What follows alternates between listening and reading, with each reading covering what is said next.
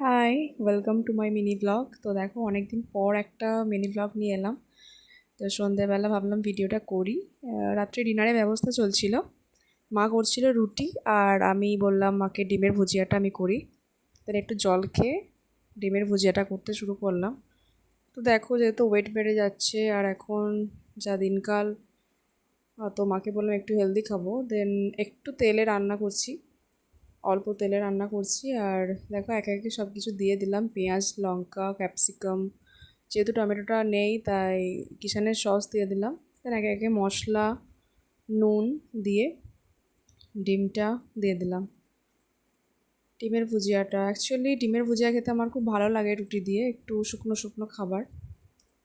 তো হয়ে গেল খাওয়া রান্নাটা, দেন আমরা খেয়ে নিলাম। খাবারটা ভালোই লাগছিলো খেতে, কিছু গাজরও নিয়েছিলাম বিকজ একটু হেলদি খাবো তাই।